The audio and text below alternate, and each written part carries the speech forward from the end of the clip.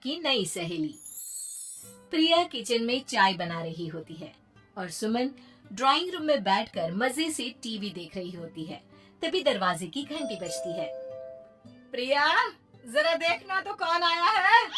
देखती हूँ मम्मी जी। प्रिया दरवाजा खोलती है तो सामने पड़ोस वाली विमला आंटी खड़ी होती है। नमस्ते आंटी जी, कैसी हैं आप? मैं तो बिल्कुल ठीक हूँ बेटा, पर तेरी सास को क्या हुआ है? आजकल कहीं दिखती ही नहीं है। जब देखो तब टीवी के आगे जमी रहती है। अंदर तो आइए आंटी। अरे ओ दीपक की अम्मा, कहाँ हो? अरे विमला, आओ आओ, क्या बात है, बड़े दिन बाद याद आई तुम्हें मेरी। मैं तो हमेशा ही तुम्हें याद करती हूँ, पर तुम ही गायब रहती हो और आजकल तो बाहर भी नहीं आती जाती। तबीयत तो ठीक है ना तुम्हारी? अरे तबीयत को क्या होना है, इस उम्र में तो कुछ ना कुछ लगा ही रहता है। मेरी छोड़ो, तुम ये बताओ कि क्या चल रहा है गली मोहल्ले में। तुम गली मोहल्ले की छोड़ो, चल तो तुम्हारे पड़ोस में रहा है। तुम्हारी नई सहेली आई है। मेरी कौन सी नई सहेली? मैं तो यहाँ बस तुमसे बातचीत कर लेती हूँ या फिर बाजू वाली शर्मा की बहू से दो चार बातें कर लेती हूँ। इसीलिए तो कहा कि तेरी नई सहेली आई है। अब कोई पड़ोस में आया है तो बात तो होनी ही है।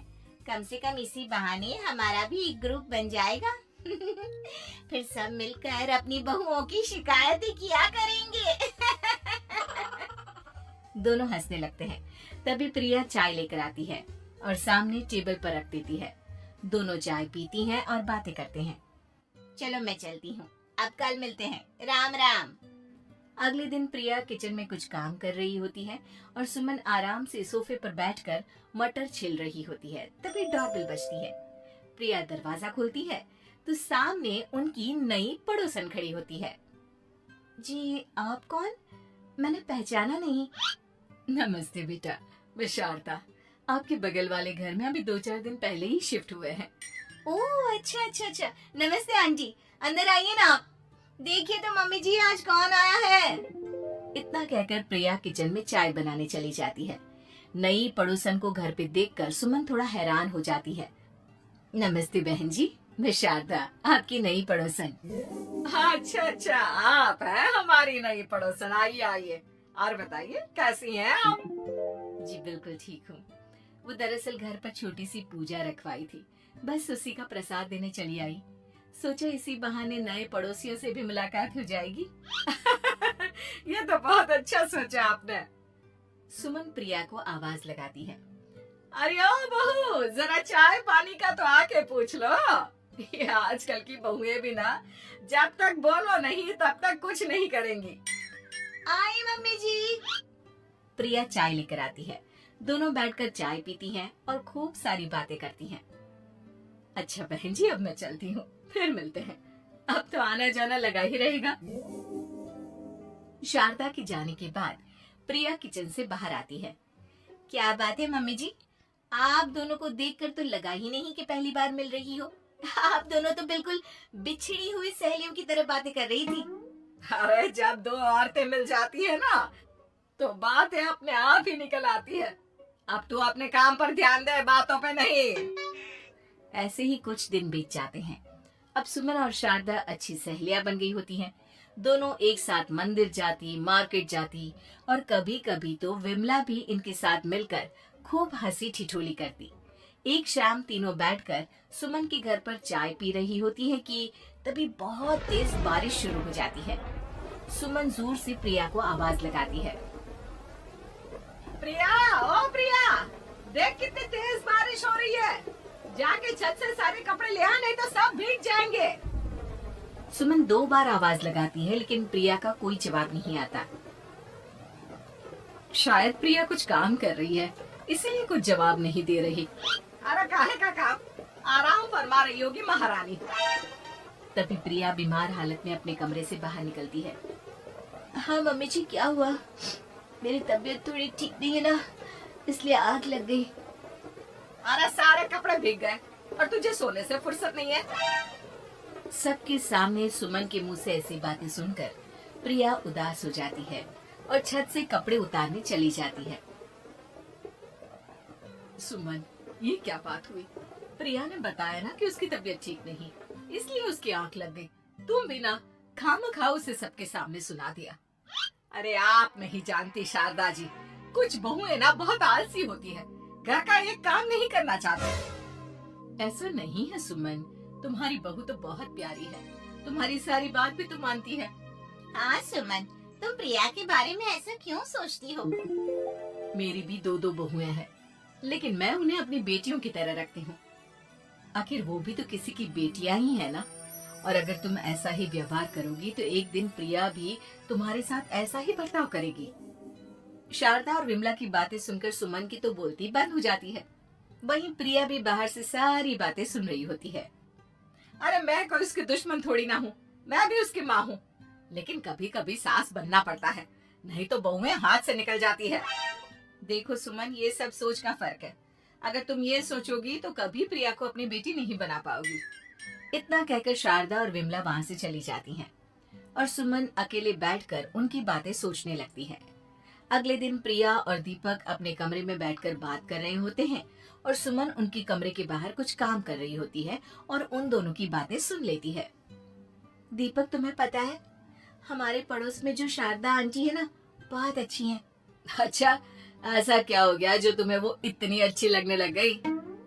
कुछ खास नहीं, बस कल जब मम्मी जी मुझे सबके सामने सुना रही थी तो शारदा आंटी ने मेरा साथ दिया। मैं तो सच में हैरान ही रह गई थी जब उन्होंने मम्मी जी को मुझसे ऐसा बर्ताव करने के लिए मना किया। अच्छा, फिर क्या हुआ? होना क्या था, शारदा आंटी तो मम्मी जी को समझा ही रही थी कि बहू को भी बेटी की तरह ही रखना चाहिए, लेकिन मम्मी जी तो मम्मी जी है ना, उन्हें तो मुझ में हमेशा कमी ही दिखती है। काश मुझे भी शारदा आंटी जैसी सास मिली होती जो मुझे भी अपनी बेटी जैसी समझती। सुमन ये सब सुनकर बहुत उदास हो जाती है और वहां से चली जाती है। प्रिया की बातें सुमन के कानों में बार बार गूंज रही थी। उसे बहुत शर्मिंदगी महसूस हो रही थी कि उसने प्रिया के साथ बहुत गलत किया है। अगले दिन सुमन शारदा और विमला को बुलाती है। क्या बात है सुमन, आज तूने ऐसे अचानक क्यों बुलाया? सब ठीक तो है ना? हाँ हाँ, सब ठीक है, तुम दोनों बैठो तो सही। तब तक दीपक और उसके पापा भी आ जाते हैं। प्रिया, तुम भी आ जाओ। क्या हुआ मम्मी जी, आपने बुलाया? हाँ प्रिया बेटा, मैं आज सबके सामने तुमसे माफी मांगना चाहती हूँ। मैंने आज तक तुम्हारे साथ बहुत बुरा व्यवहार किया है, लेकिन तुमने कभी भी मेरे साथ बुरा बर्ताव नहीं किया। मुझे अपनी गलती का एहसास हो गया है, हो सके तो मुझे माफ कर देना। प्रिया अपनी सास की बातें सुनकर हैरान हो जाती है, उसकी आंखों में आंसू आ जाते हैं। प्लीज मम्मी जी, आप मुझसे माफी मत मांगिए, मैं भी आपकी बेटी ही हूँ। वैसे एक थैंक यू तो मेरी नई सहेली को भी बनता है, जिसकी वजह से मुझे मेरी गलती का एहसास हुआ। शारदा बहन, आपका बहुत बहुत शुक्रिया जो आपने मेरी आंखें खोल दी। अरे क्या सुमन, तुम भी ना? तो फिर इसी बात पर चाय और पकोड़े हो जाए। हाँ हाँ, क्यों नहीं। नई सहेली। प्रिया किचन में चाय बना रही होती है और सुमन ड्राइंग रूम में बैठकर मजे से टीवी देख रही होती है। तभी दरवाजे की घंटी बजती है। प्रिया, जरा देखना तो कौन आया है। देखती हूँ मम्मी जी। प्रिया दरवाजा खोलती है तो सामने पड़ोस वाली विमला आंटी खड़ी होती है। नमस्ते आंटी जी, कैसी हैं आप? मैं तो बिल्कुल ठीक हूँ बेटा, पर तेरी सास को क्या हुआ है? आजकल कहीं दिखती ही नहीं है, जब देखो तब टीवी के आगे जमी रहती है। अंदर तो आइए आंटी। अरे ओ दीपक की अम्मा, कहाँ हो? अरे विमला, आओ आओ, क्या बात है, बड़े दिन बाद याद आई तुम्हें मेरी। मैं तो हमेशा ही तुम्हें याद करती हूँ, पर तुम ही गायब रहती हो और आजकल तो बाहर भी नहीं आती जाती। तबीयत तो ठीक है ना तुम्हारी? अरे तबीयत को क्या होना है, इस उम्र में तो कुछ ना कुछ लगा ही रहता है। मेरी छोड़ो, तुम ये बताओ कि क्या चल रहा है गली मोहल्ले में? तुम गली मोहल्ले की छोड़ो, चल तो तुम्हारे पड़ोस में रहा है, तुम्हारी नई सहेली आई है। मेरी कौन सी नई सहेली? मैं तो यहाँ बस तुमसे बातचीत कर लेती हूँ या फिर बाजू वाली शर्मा की बहू से दो चार बातें कर लेती हूँ। इसीलिए तो कहा कि तेरी नई सहेली आई है। अब कोई पड़ोस में आया है तो बात तो होनी ही है, कम से कम इसी बहाने हमारा भी एक ग्रुप बन जाएगा। फिर सब मिलकर अपनी बहुओं की शिकायतें किया करेंगे। दोनों हंसने लगते हैं। तभी प्रिया चाय लेकर आती है और सामने टेबल पर रख देती है। दोनों चाय पीती हैं और बातें करते हैं। चलो मैं चलती हूँ, अब कल मिलते हैं। राम राम। अगले दिन प्रिया किचन में कुछ काम कर रही होती है और सुमन आराम से सोफे पर बैठकर मटर छील रही होती है। तभी डोरबेल बजती है। प्रिया दरवाजा खोलती है तो सामने उनकी नई पड़ोसन खड़ी होती है। जी आप कौन? मैंने पहचाना नहीं। नमस्ते बेटा, मैं शारदा। आपके बगल वाले घर में अभी 2-4 दिन पहले ही शिफ्ट हुए हैं। ओह अच्छा अच्छा अच्छा, नमस्ते आंटी, अंदर आइए ना आप। देखिए तो मम्मी जी आज कौन आया है। इतना कहकर प्रिया किचन में चाय बनाने चली जाती है। नई पड़ोसन को घर पे देखकर सुमन थोड़ा हैरान हो जाती है। नमस्ते बहन जी, मैं शारदा, आपकी नई पड़ोसन। अच्छा अच्छा, आप हैं हमारी नई पड़ोसन। आइए आइए, और बताइए कैसी हैं आप? जी बिल्कुल ठीक हूँ। वो दरअसल घर पर छोटी सी पूजा रखवाई थी, बस उसी का प्रसाद देने चली आई। सोचा इसी बहाने नए पड़ोसियों से भी मुलाकात हो जाएगी। ये तो बहुत अच्छा सोचा आपने। सुमन प्रिया को आवाज लगाती है। अरे ओ बहू, जरा चाय पानी का तो आके पूछ लो। ये आजकल की बहुएं भी ना, जब तक बोलो नहीं तब तक कुछ नहीं करेंगी। आई मम्मी जी। प्रिया चाय लेकर आती है। दोनों बैठकर चाय पीती हैं और खूब सारी बातें करती हैं। अच्छा बहन जी, अब मैं चलती हूँ, फिर मिलते हैं। अब तो आना जाना लगा ही रहेगा। शारदा के जाने के बाद प्रिया किचन से बाहर आती है। क्या बात है मम्मी जी, आप दोनों को देखकर तो लगा ही नहीं कि पहली बार मिल रही हो। आप दोनों तो बिल्कुल बिछड़ी हुई सहेलियों की तरह बातें कर रही थी। अरे जब दो औरतें मिल जाती है ना, तो बातें अपने आप ही निकल आती है। अब तू अपने काम पर ध्यान दे, बातों पे नहीं। ऐसे ही कुछ दिन बीत जाते हैं। अब सुमन और शारदा अच्छी सहेलियां बन गई होती हैं। दोनों एक साथ मंदिर जाती, मार्केट जाती और कभी कभी तो विमला भी इनके साथ मिलकर खूब हंसी ठिठोली करती। एक शाम तीनों बैठकर सुमन के घर पर चाय पी रही होती है कि तभी बहुत तेज बारिश शुरू हो जाती है। सुमन जोर से प्रिया को आवाज लगाती है। प्रिया, ओ प्रिया, देख कितनी तेज बारिश हो रही है। जाके छत से सारे कपड़े ले आओ, नहीं तो सब भीग जाएंगे। सुमन 2 बार आवाज लगाती है लेकिन प्रिया का कोई जवाब नहीं आता। शायद प्रिया कुछ काम कर रही है, इसलिए कुछ जवाब नहीं दे रही। अरे काहे का काम, आराम फरमा रही होगी महारानी। तभी प्रिया बीमार हालत में अपने कमरे से बाहर निकलती है। हाँ मम्मी जी, क्या हुआ? मेरी तबीयत थोड़ी ठीक नहीं है ना, इसलिए आग लग गई। अरे सारे कपड़े भीग गए और तुझे सोने से फुर्सत नहीं है। सबके सामने सुमन के मुंह से ऐसी बातें सुनकर प्रिया उदास हो जाती है और छत से कपड़े उतारने चली जाती है। सुमन, ये क्या बात हुई? प्रिया ने बताया ना कि उसकी तबीयत ठीक नहीं, इसलिए उसकी आंख लग गई। तुम भी ना खामखा उसे सबके सामने सुना दिया। अरे आप नहीं जानती शारदा जी, कुछ बहुएं ना बहुत आलसी होती है, घर का एक काम नहीं करना चाहती। ऐसा नहीं है सुमन, तुम्हारी बहू तो बहुत प्यारी है, तुम्हारी सारी बात भी तो मानती है।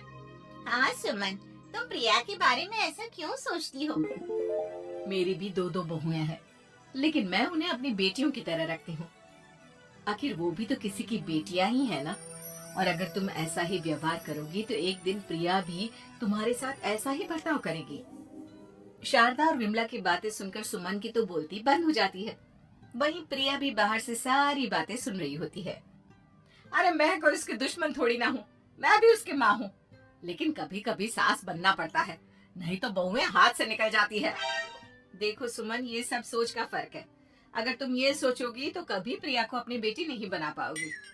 इतना कहकर शारदा और विमला वहाँ से चली जाती हैं और सुमन अकेले बैठकर उनकी बातें सोचने लगती है।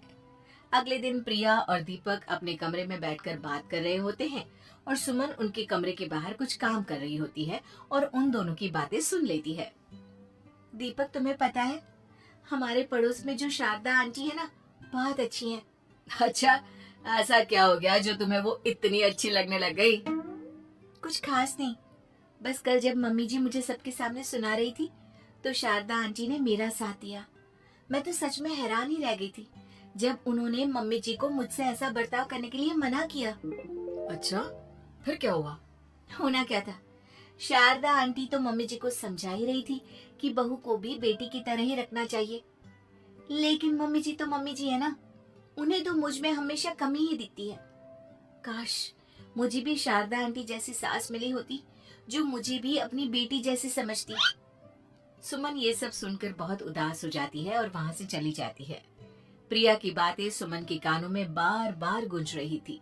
उसे बहुत शर्मिंदगी महसूस हो रही थी कि उसने प्रिया के साथ बहुत गलत किया है। अगले दिन सुमन शारदा और विमला को बुलाती है। क्या बात है सुमन, आज तूने ऐसे अचानक क्यों बुलाया? सब ठीक तो है ना? हाँ हाँ, सब ठीक है, तुम दोनों बैठो तो सही। तब तक दीपक और उसके पापा भी आ जाते हैं। प्रिया, तुम भी आ जाओ। क्या हुआ मम्मी जी, आपने बुलाया? हाँ प्रिया बेटा, मैं आज सबके सामने तुमसे माफी मांगना चाहती हूँ। मैंने आज तक तुम्हारे साथ बहुत बुरा व्यवहार किया है, लेकिन तुमने कभी भी मेरे साथ बुरा बर्ताव नहीं किया। मुझे अपनी गलती का एहसास हो गया है, हो सके तो मुझे माफ कर देना। प्रिया अपनी सास की बातें सुनकर हैरान हो जाती है। उसकी आंखों में आंसू आ जाते हैं। प्लीज मम्मी जी, आप मुझसे माफी मत मांगिए, मैं भी आपकी बेटी ही हूँ।